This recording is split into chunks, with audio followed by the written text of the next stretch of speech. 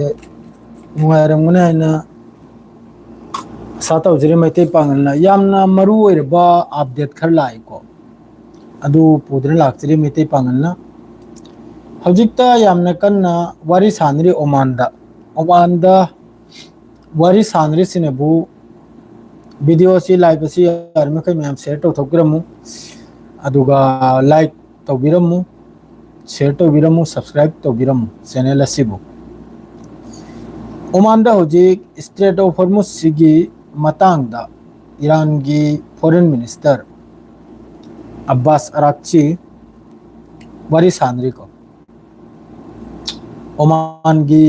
लुचिंग मखैगा है बतारे अदरदि हौजिक हौजिक यामना कन्ना ब्रेकिंग हो रही मणिपुर की पावमसु युम मैतै मखैगी युम मै थादोकपगी अदुसु सिक्योरिटी फोर्स की ममांगदाइना अपडेट तो यामना साउना लाखरे माइकै मरीदा सिक्योरिटी फोर्स लेना मैतै मखैगी युम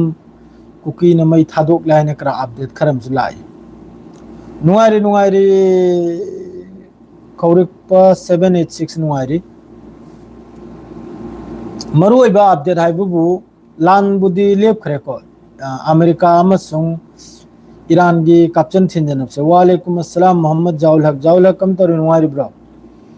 ईरान का अमेरिका का लान तौनबसी हौजिक फाउबगी लेपलिको लेपगी मतुंगदसु अमेरिका की तरफ तगिसु अदुम मनुंगदा मागी लंगजलबा अदुगा सोमदा इजराइल की तरफ तगी अपडेट अम सुलाई नेतन्याहू माद्रेदे मखोगी इजराइल की डिफेंस मिनिस्टर की तरफ तगी हारे इसिनबु मखोई रेडी निसिने बस ग्रीन सिग्नल खक्तने आय मखोई ने ngairi से हौजिकता ग्रीन सिग्नल अमेरिका की तरफ तगी डोनाल्ड ट्रम्प की तरफ तगी मणिपुर की हौजिक पाव खरला यामना नुंगाइते सेंट्रल फोर्स लेना कुकी मखैना मैतैगी युम मै थारिम नाई अदुदी यामना हेंजल खरे याम साथिन नुंगाइते अदुमक यौजल अधिकारी नो पामलिसे आइनमतंग थोकमिनदना कइनो गवर्नमेंट न पामिसी कइनो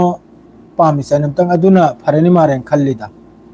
Allah is freedom wants to destroy any of the अदो हौजिक की मेन अपडेट से सीनिदा आइना अपने पिता के अंतिम संस्कार के बाद महाक की हौजिक की ईरान की सुप्रीम लीडर हौजिक ओइरी से मुस्तफा खामेनी महाक की फादर की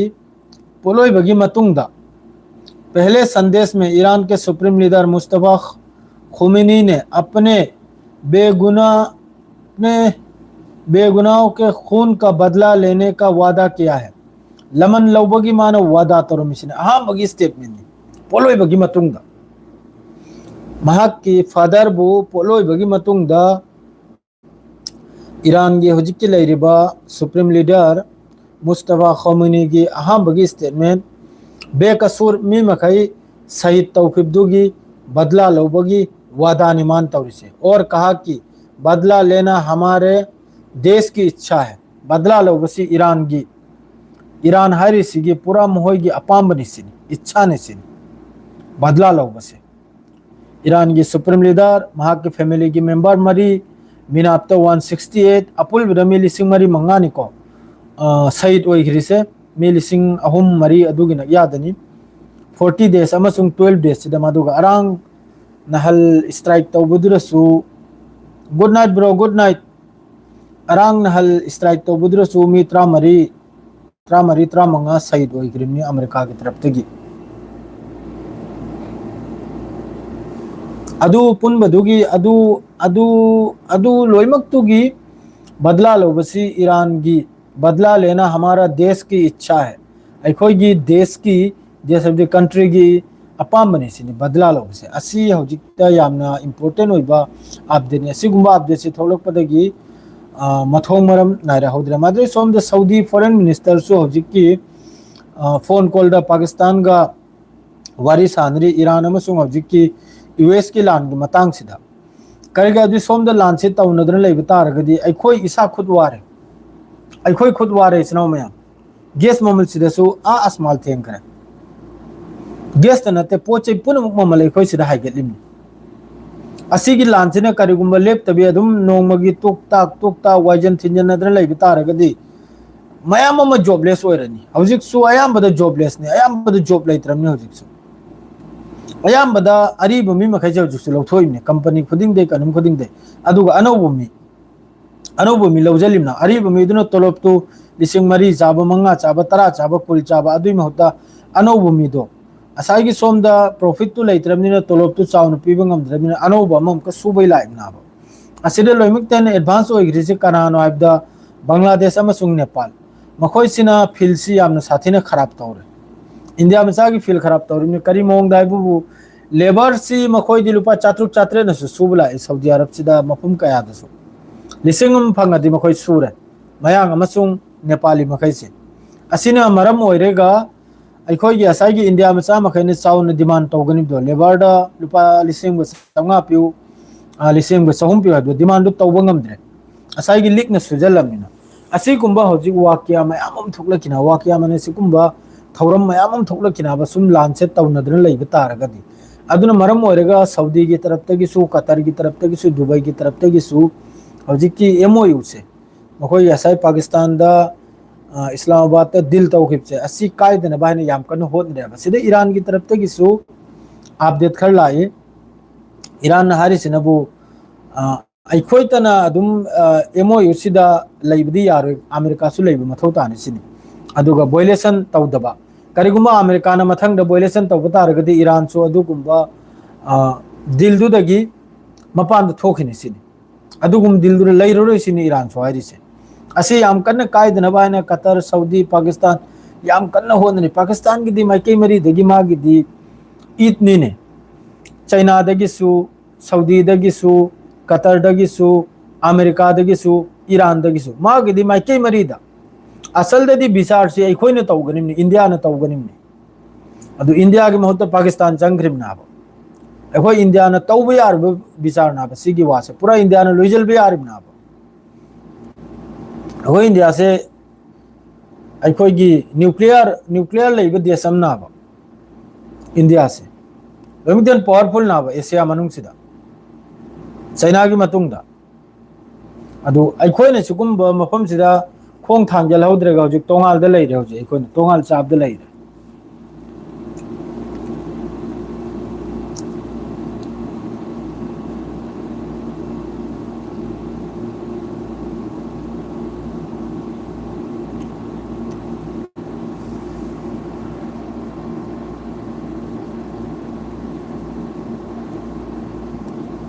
हौजिक स्ट्रेट ऑफ हॉर्मुज सिदा अमेरिका नहर सिनबु ईरान की तरफ तगी ट्रोल लौनी से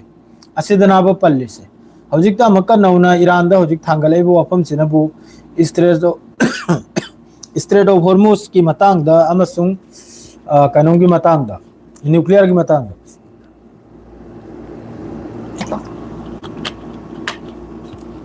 अनिसी की मतांग दा हौजिक यामना कन्ना अमक्का यूरोप कंट्री मखैसु मनुंग दबुदी अमतो ओइख्रमनिदा यूरोप सु अमेरिका सु इजराइल सु लोन अमतो ओइख्रमनि अदुगा ईरान की मथक सिरा पेसार से पीरिमनि हौजिकता यादो को ईरान ना झुकी दना याने हचदे दि थाजिद्रे को हौजिकता कनम दा ड्रोन अटैक ता सेंट्रल गाजा दा मियोयमा यमु सी दिल्ली की पाउनिसना में अल जजीरा दा 1 killed several wounded by Israeli drone attack in central Gaza Nusrat केमदा मियोय अमा शहीद तौथोखरे इजराइल की ड्रोन अटैक ता असि नुमित सुपा मिसी मंगा तरा से अदुम गजा से डेली लिख थरा इमनि दो मी से लिख थरा इमनि अदु उबिद्रे कनाम तना दो पाउ पीबो मखैसु ईरान की मतंग द ताइने एंगिने यूट्यूब तो इगरा माद्रेदी अतै तै दो इगरा पाउ पीबो मखैसु बस ईरान अमेरिका है ने चोंगना लेखरा गजा द करी ओइरी वेस्ट बैंक द करी ओइरी लेबनान द करी ओइरी सिगी मतंग द कनाम तना पाउ से हापीद्रे अइने उजबदा यूट्यूबर मखैसु मयाममा पाउलाम पीनिरमने को असिदा गजा की मतंग द नैनबी से करीमता लैत्रे Israeli air attack hits down in south Lebanon Tyre district सु इजराइल की तरफ तगी एयर अटैक अमक्का तौवी इजराइल की तरफ तगी सु अदु सीजफायर ने आइना अमेरिका की वाशिंगटन द वारी साना किबा लेबनान का सीजफायर दु कराय द सीजफायर ओइरिनो अदु सु को एक्शन लाई को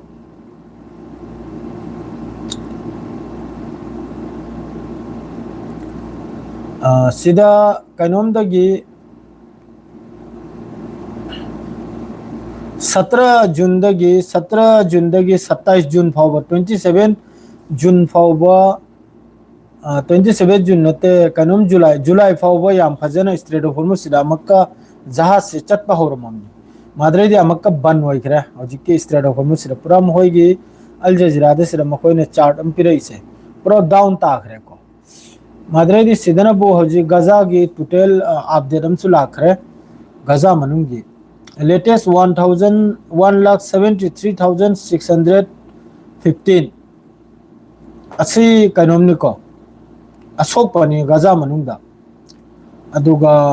शहीद ओइबना बो 73,118 यौखरे गजा मनुंगसिदा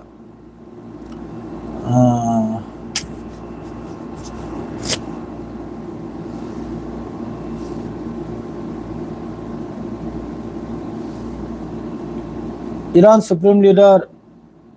revenge of father innocence blood mapa hat khibagi laman khumgani aina Iran ge hoji ke no Supreme Leader sin se Al Jazeera da si to ina phongdo ra khare pau se sidagi su karigumba sobo wapom momsoi dum kila ani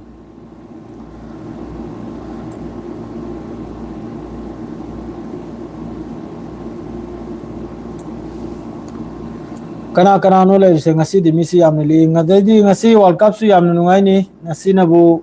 Norway amasung karai gino Norway ga karai gino sandor do ngasi kau khrei di Norway ga England ga yamne nungai ni nasi gi world cup su Norway na ngamni da baduga final che ai wakhalda kainong ga sanro ni ai sabta Norway ga आई हिसाब तो Norway का France का सानरुनी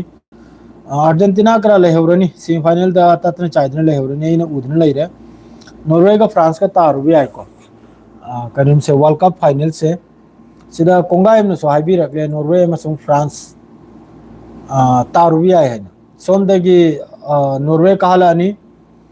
अदुगा असोमदगी न वो France कहलानी France के Spain का France न ngमखिनी दे Spain न ngमनाय थाजदे अर्जेंटीना का स्विट्जरलैंड से लेवल 15-16 की मनुंग दसु चंदे उनथोक न 34 ला 35 लेनी अदुगा तारिमनी अर्जेंटीना से इला ना अर्जेंटीना न ngमखरनी अदुगा नॉर्वे के नॉर्वे ना इंग्लैंड बो ngमलनी अदुगा फाइनल से नॉर्वे का फ्रांस का साननी सी सोइद्रमनी इस्राव में हम सी में ईदना थमोरो में तो अपडेट हाइबो बो अदुनी मादु इस्राव में हम नहीं की अपडेट से सी खक्तनी अपडेट तो ले रहे ने सोइदम की पूदन लाकनी द अपडेट तो थोलते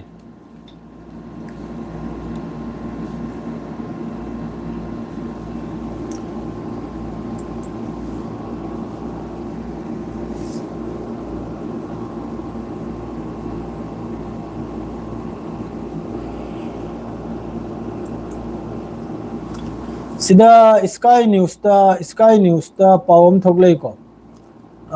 कीप तगी 12 Russian oil tanker ngasi numdang hokibda oil tanker tarani thoida oil Russia ki oil tanker tarani thoida Ukraine ki taraf tagi capture thinjal khibagi pawam sulai ko somda su yamna kan lan se tawnri Russia amasung Ukraine adre Ukraine ki taraf tagi su Russia de yamna masing yam khaba drone attack tawkhibagi पाव खरम चलाई सिदे एंगे करीना सिगी सिनागो सी ओइदे पाव निदा अदुनि सिनाव सिंग सिगी update हाइबो होजुन Dange update आइना दुम थोक पसे एमतंग थोलम गाने थोलम नि लाइ बसे अदुनि father ना कसम सादना हाइ करे लमन खुमगने आइना अदु नुमदांगी मेस एंगनबा तुमबरा कम तौन आपतंग पोथा ब्रग न तौरसी सिनाव मैम सी आर के लाइ बसे तुम सवा सिरलो इजरगे अस्सलाम वालेकुम बाय।